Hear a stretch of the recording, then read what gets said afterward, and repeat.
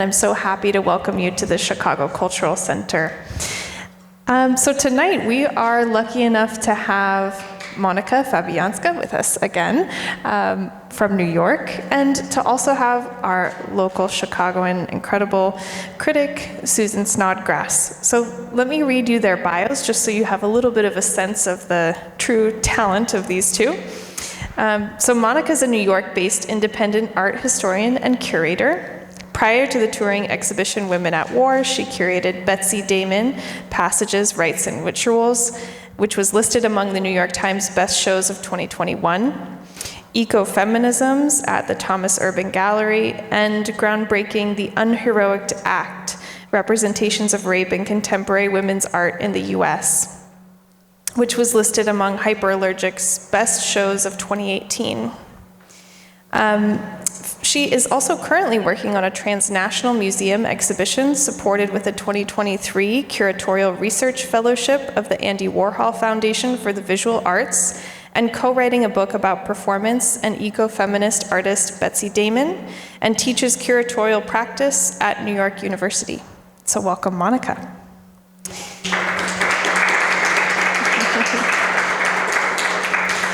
We also have with us Susan Snodgrass, who's a Chicago-based critic and editor who writes about contemporary art, material art practices, public art, spatial politics, and the built environment. She's a member of the editorial collective of Art Margins Online, devoted to contemporary art in East Central Europe and other global margins, and for whom she is also senior editor for special projects. She's the author of the book Inside the Matrix, The Radical Designs of Ken Isaacs, and her articles have appeared in Art Forum, Art in America, Textile, Cloth, and Culture, among others. She's a 2018 recipient of a Creative Capital Andy Warhol Foundation Arts Writers Grant for her blog Insight, Reflections on the Art of Place, which explores art, architecture, and urbanism, and a finalist for the 2019 Dorothea and Leo Rabkin Foundation Arts Journalist Award. So we're so grateful to have you with us too, Susan. So without further ado, I'm going to hand it off to these two for a discussion a little bit more in depth about the Women at War exhibition. They'll be speaking for about 45 minutes or so, and then invite you all to join in with questions that you may have. So get your notes ready to be in conversation with these two. Is it on? Okay. Yes. Thank you very much. Thank you all for coming. Is everybody here? Were they downstairs? Or is there anyone here that wasn't downstairs? Okay. Well, I want to thank Monika for this just very insightful, very thoughtful discussion about the works as we toured, and really for curating this very urgent, important exhibition. I just wanted to share that this exhibition has sort of brought us back together. Almost 25 years ago, I met Monika when I was a co-curator for an exhibition here at the Cultural Center called In Between, Polish Art, 1945 to 2000. And at the time, you were working at the Polish Cultural Institute? Yeah. So, and this exhibition has reconnected us in ways that I had never anticipated, and so I'm very thankful for her for that. So as I continue, I just want to make sure, can everyone hear? Is this loud enough? Okay, great. So just to kind of reiterate here, the exhibition downstairs, which has been touring since 2022, was organized with the Russian invasion of Ukraine in February of 2022, although as the works downstairs reveal, that the conflict had really started in the Donbas region in 2014. So 2 years later, here we are still in the midst of this war, as well as another war. And I don't know if you or anyone would imagine that we would still be in the midst of this and at this time. So Several of the exhibition works that you saw, and then hopefully you'll get to spend some more time with, they document the really systematic erosion of daily life in Ukraine since the invasion in 2014, so it's not just 2022. And some of the more recent works record the violence, rage, and fear that was wrought across the country during this time. So my first question to you is, what does the exhibition reveal about the role of women and the role of female artists throughout this almost 10-year period of conflict and violence? Just to tie it to how you started, that we're still in it 2 years after, I sometimes feel that it's my fault. I sometimes feel guilty, and I feel like it's a voodoo game, and if this show stops touring, finally, the war will end. So with each new venue, I'm like, oh no, maybe we shouldn't show it anymore. Maybe there's some magic that could happen. But on the other hand, why we kept doing this, there's one more venue after Chicago, this show will go from here to North Dakota Museum of Art, is that, you know, I will come back to your question in a moment, but you provoked me by saying it's 2 years later. This exhibition was the first group show of Ukrainian artists in New York ever. There were exhibitions of artists in diaspora, Ukrainian Americans, but there was never a show of the best artists of Ukraine, men or women, anyone, on any subject in New York. And it was bringing not just the reality of the war, but it was also an effort to bring the culture and to the audiences here, including Ukrainian audiences. I often speak with Ukrainian Americans, and they often tell me that their understanding of Ukrainian culture is often nostalgic and more traditional art. Sometimes it's shock for them to see the best art made in Kiev today. I often also speak with recent refugees who come to this exhibition, and they're the most into it. Like, they feel like somebody's finally telling their story that they cannot so easily tell, so coming and seeing their suffering represented is important to them. So there are reasons why, you know, like, for me it's difficult to show it again, but in every place where it goes, it's being seen for the first time, and I hope it does something. So I'm very grateful that we're here, and Chicago is so important on that map. So when it comes to women's role, you know, I will have a challenge now talking about something else that I talked downstairs, and I will certainly repeat myself to a certain degree. But there are two things here, and you asked about both women and women artists. So when it comes to women, you know, it's very interesting. When I ask a question, all my exhibitions are always research projects, and they come from not knowing. Like, I don't know what question interests me. Let's go into this rabbit hole, and let's see what we will come out with. And I also try to curate sometimes against my instincts. Like, I think it's that, but I think it. Like, can I find something that corroborates it, or that there are always different stories. Maybe there's something that I didn't see. So, you know, if I ever imagined anybody in Ukraine today working on the war being a woman, I would expect to see an image of a woman being a warrior. Around 22-25% of Ukrainian army are women. And yet, back then, in 2022, where I curated this exhibition, I didn't find their imagery in art of women. And that's very interesting, why that could be.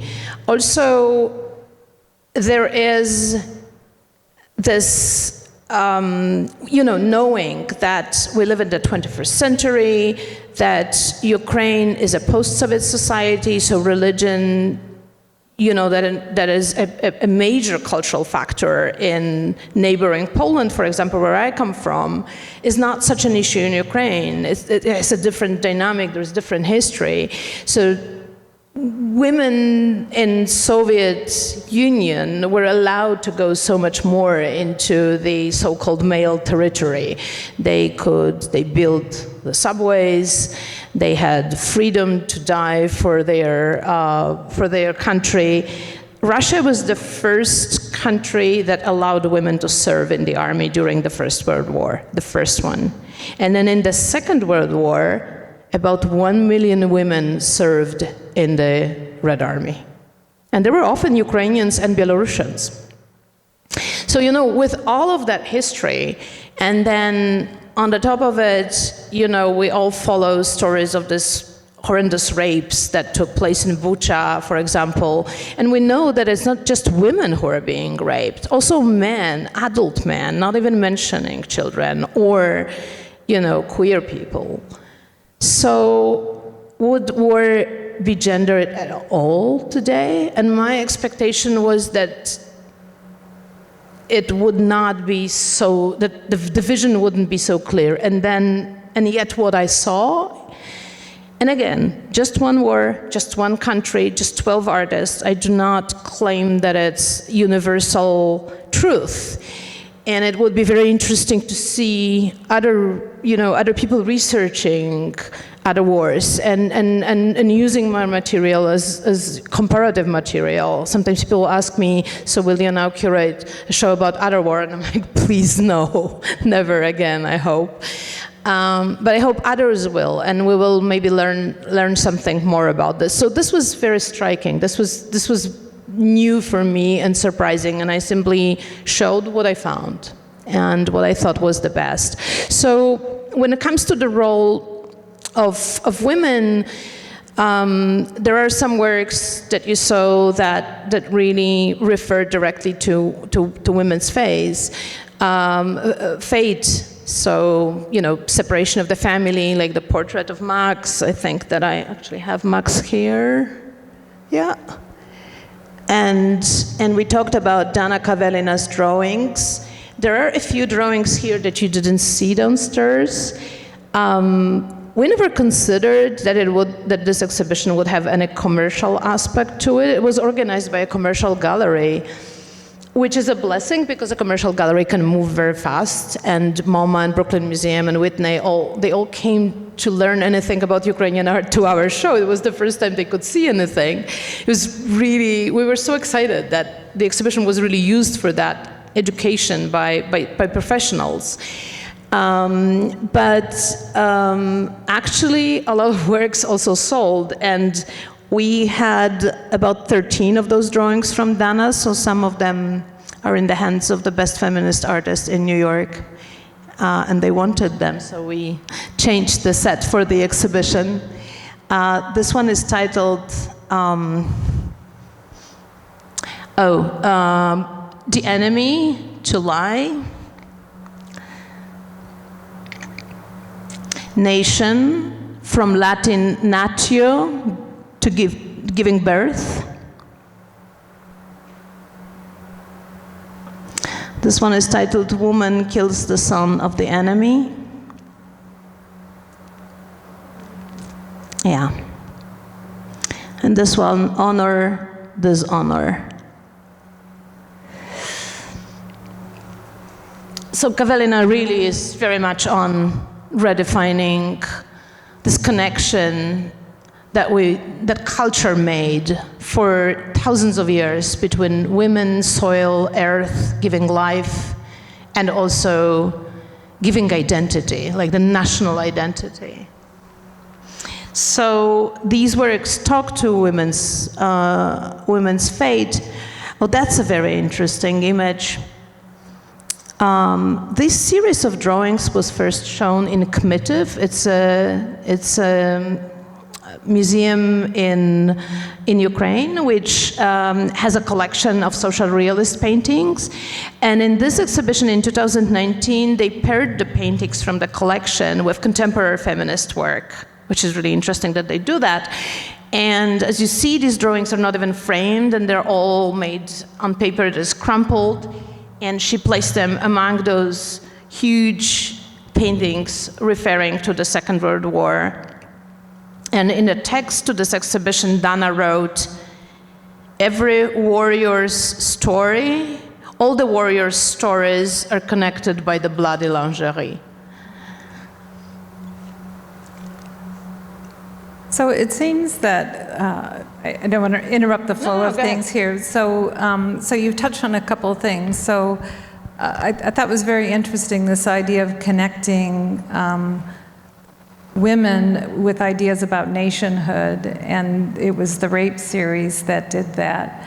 And so you have this, this kind of subjectivity that goes throughout the exhibition. With the minor photos have a quasi-documentary feel to them, but I think the rest are really a kind of internal chronicle of what daily life, what it's like to live in war, and the kind of psychological, physical, mental, emotional toll, and the loss not only of gender identity, but the loss of nationhood. So there's that kind of dual thing between trying to establish nationhood through war and at the same time losing that. Yeah, it's such a scary subject that actually it's almost impossible to talk about it. It's easier to ask those questions and let them hang in a very heavy air.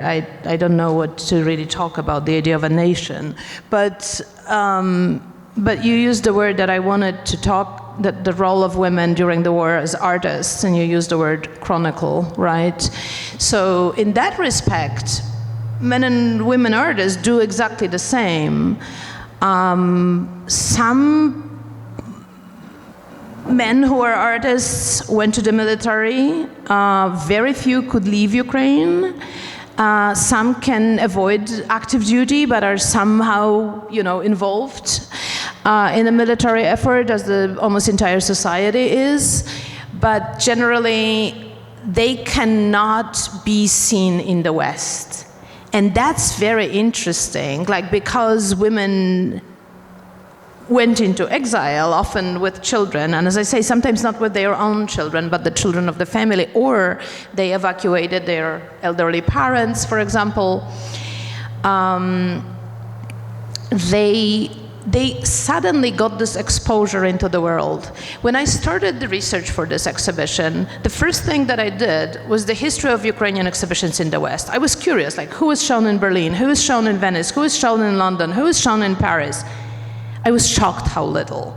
Venice, yes, regular presence, but with the involvement of state money, and Pinchuk, who is the most powerful and the richest Ukrainian collector of art, and he has a special prize for artists and always a very visible presence and public exhibition in Venice during the biennial.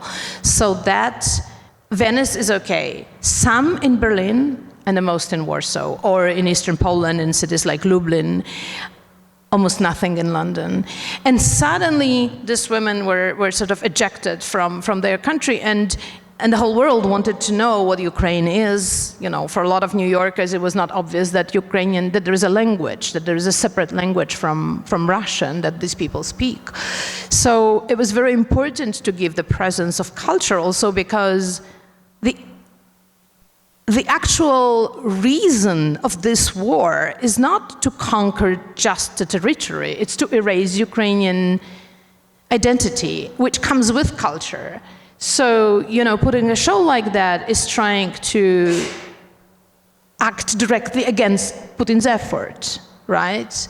He's claiming that Ukrainians are just Russians.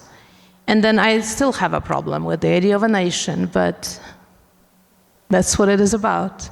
So, their role is sort of the same. They are chronicles, but the women started to have a sense of guilt like we're visible, we have shows abroad, we're now wanted, we are the ambassador, we're visible. First they were very happy about it, and then they've started to feel guilty. And there are also interesting ways in which they are chronicles. This is an interesting artist. She didn't have an artistic education. Awena Grom is her name. She, like Katerina Yermoeva, she lost her home in Donetsk. And they were a young couple. They just built a new home, I think, and they had a little boy. And immediately, I think a year after their house was finished, Donbas was taken by the separatists and Donetsk, where they were. And they were internally displaced.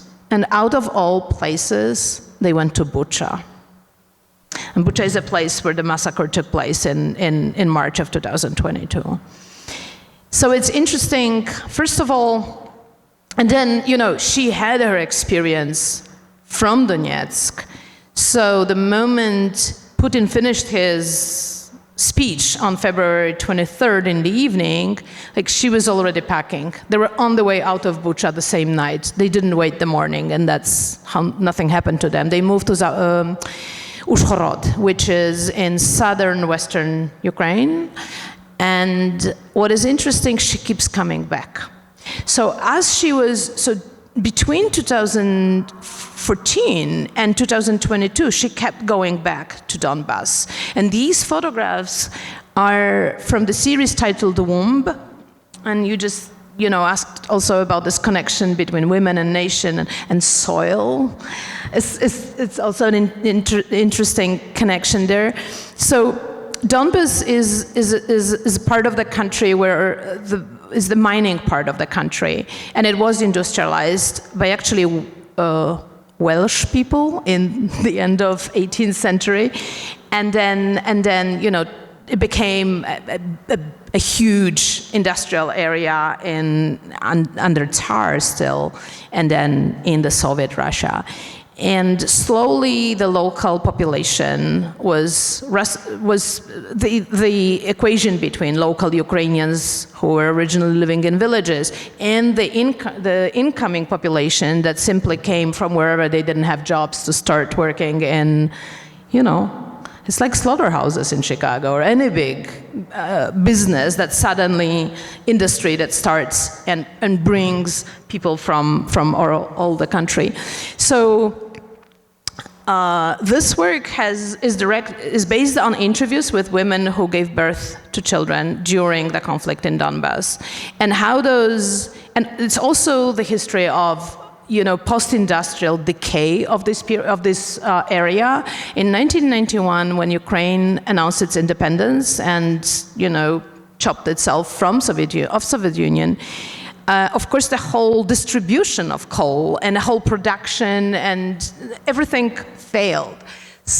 And had to change. So this area suffered through what is called structural unemployment and slow decay of those mines that were changed into, makeshift, small businesses. And people literally started to use them during the war for protection. So these are the children who rarely see the light of the day. And it's, and the fate of these women who sit with them in the earth. It also refers to the myth of Prometheus that was used in Soviet propaganda, in heroic mosaics, and that will tie us to Horska, the heroic mosaics in Soviet art or paintings. They often represent the miner as a Prometheus. Prometheus was a Greek god who, according to Greek myths, brought humans, the fire, and also in some versions of the myth made men of clay. So here we're, and in this propaganda art, the miners were supposed to be like these great people who built Soviet Union. And then suddenly the same region started the tradition from generation to generation of the job that they were proud of, and that's where, Russian undermining and propaganda and, agents provocateurs, the agents provocateurs were immediately, injected. So I was wondering if I wanted to mention an artist that you didn't talk about downstairs, but it's a video work. I think it's called Letter from Ukraine, by Oksana Chepelek. Yes. And I thought it was interesting. It's the video, which you'll have to spend some time with, shows a woman and her son running through the streets, I think, of Venice, or a city in Italy, as if they were being bombed. And so it's kind of the reality, it's like taking that experience wherever you're at. But one thing that I thought was interesting in the didactic text was that it mentioned that she was the only artist that really considered herself to be a feminist. And so much of your work is around not just women artists, but notions about feminism. And I wonder if we could talk a bit about how Ukrainian feminism might be different than feminism in other parts of Eastern Europe and in the West. My experience, for example, is the term feminist itself is always seen as something kind of derogatory. For a kind of hardline, a female who is a hardline communist would be called a feminist. In Hungary, for example, it's a gender-neutral language, so there really isn't the language to articulate concepts of feminism. So anyway, I'm wondering if you could talk a bit about... I didn't know about that. Hungarian is gender neutral? I remember being at a conference on women in art in Budapest, and it was Hungarian woman, Hungarian gender, Hungarian. Wow. So anyway. To be precise, she's not the only artist among the artists in the exhibition who considers herself feminist, but the first one who did it in Ukraine. She is the oldest one, so I said that Vlada was born in 1961, but that's Oksana. And as in early 1990s, she claimed to be a feminist artist and do feminist art, and that was definitely not en vogue back then. And the reason why it wasn't, Soviet state, when it was created, really promised freedom from patriarchy, from capitalism, from everything that we would like to be free, and specifically came up with the idea of creating a new Soviet woman. That was written in documents as a plan, as if you could actually do that. And it was offering women a lot of freedoms that they didn't have by then, and that they didn't have much later in a big portion of the globe. In 1917, they got right to vote. In 1919, the right to divorce. In 1920, legal abortion free of any charge in state hospitals. And it's interesting when you look what happened later, because some of those rights were immediately, not immediately, but 15 years later, they were already revoked under Stalin in 1930s. And for example, abortion was criminalized between 1936 and 55, if I'm not wrong. So, and that's the actual history of what was going on. So the Bolsheviks gave, because they needed to boost the hands in the production system. They wanted women in the factories. Then the Stalin took away, because he wanted to boost the population. Then women were given freedom, as I said, to die on the fronts of the Second World War, because there were not enough soldiers. Then they were also invited to build subways in the cities after the war, because there was shortage of men. And those freedoms, I'm not sure that they were really freedoms, but because of the language of propaganda was pretty convincing, and also because women know in the Eastern Europe, not just in Soviet Union, that women in the West are already fighting for their rights, don't have rights to vote, don't have the right to reproduction rights, and they considered feminism generally a bourgeois problem of the West. And that carried, and it's very, it's very interesting how you look at this all the way until 1990s, and the same in Poland, the same in Romania, the whole Eastern Europe. Women believe that they are equal with men. It's just that they didn't realize that they were doing double duty. Nobody helped them at home, so men were not invited to take care of children. Even if you look at art, woman is very present as a masculine figure in Soviet art. If you just think of Mosfilm, the famous logo of the Soviet Hollywood, has those two figures. There's a woman with a sickle, I think, or hammer in her hand. And there were so many women portrayed on tractors and, working in industry.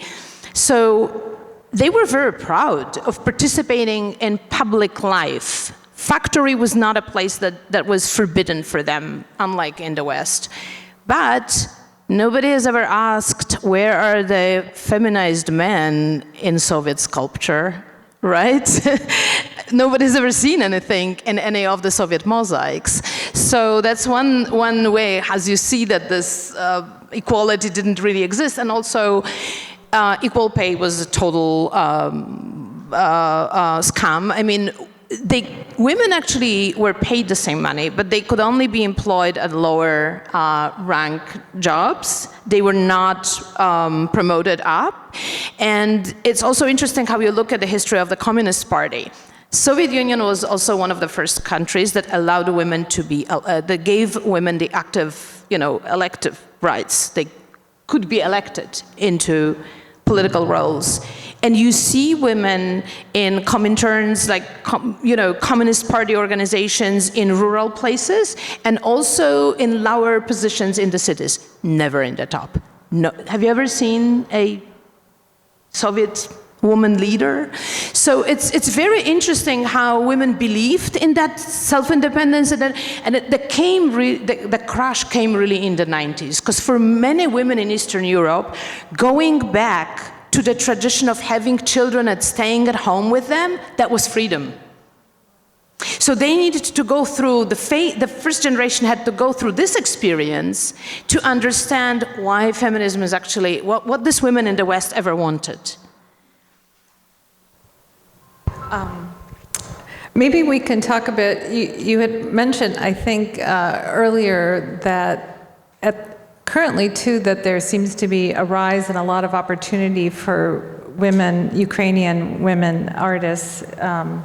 And maybe we could just sort of talk logistically a little bit about how you selected which artists you selected and why. And we didn't talk about the work, but there is a work by Alla Horska, which is from 1967, and it's a sketch for a mosaic panel. I think it's called The Liberty of Ukraine, or Blooming Ukraine. I'm gonna scroll through what I already talked about. But, so I was curious, you have this historical figure within the exhibition, and I was wondering if you could talk about... but trigger warnings. We've already seen it downstairs. Yeah. It'll be the last one. The selection of the works... Why am I here? I'm wondering where... Yeah, these are a few photographs that I put in from New York. This is how it looked. I think it's a different image. I think the image... The Horska image, I think, is different than the original. So I'm moving there. Yeah. So that's the work we showed in New York by Alla Horska. Alla Horska is the only historical artist in the exhibition, and the only reason why I didn't talk about her downstairs was that we decided to hang this work in a hallway, and then I was standing in the depth, and I was thinking, oh, there's just a video to the right, and it's okay. And I forgot she's there. She's central to me. She was the first artist I selected, before I selected contemporary artists. It was immediately obvious to me that Horska will be in this show, and I don't know how I will do that. I wanted to anchor the exhibition in some history. If Ukrainians are claiming the right to their statehood, I wanted to say that this claim didn't start today, or even in 1991, that it really comes from a need that was expressed much earlier. And also that women's involvement in politics and art at the same time, that you can be a human rights activist and an artist, like many of these contemporary women, that it was done before. And Horska was perfect. If I were to use something like a simple comparison, she's a Frida Kahlo of Ukraine. And also for the reason that she brings together aspects of local folklore and socialism together, which is sometimes problematic in Ukraine. So this work, which we showed in New York, we had it on loan from the Ukrainian Museum in New York, and we had to give it back at some point.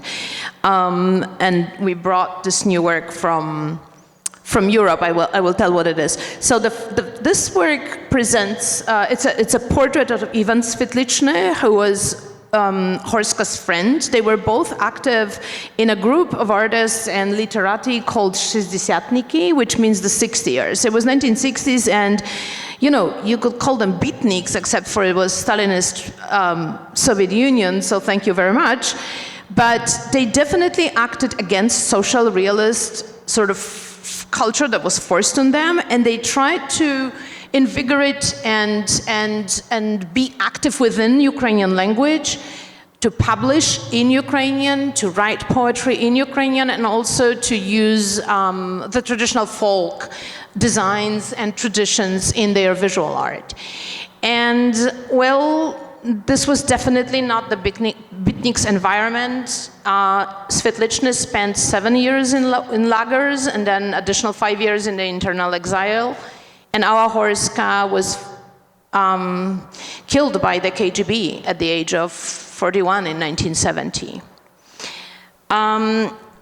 Before that happened, she was like the reason she was harassed by KGB was there were several reasons. First of all, she was the first time she was removed from the Union of Soviet Artists in Ukraine was in 1964 after she made a stained glass presentation of Taras Shevchenko, Ukrainian poet, for the foyer of the National University in Kiev.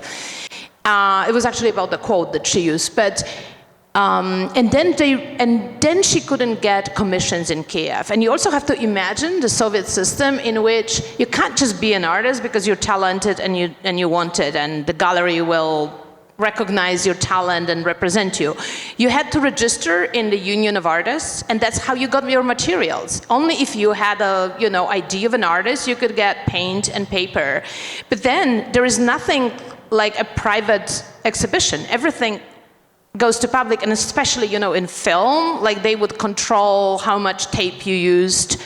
You couldn't really, this was the famous thing, they were trying to cut off snippets and then montage, put them together.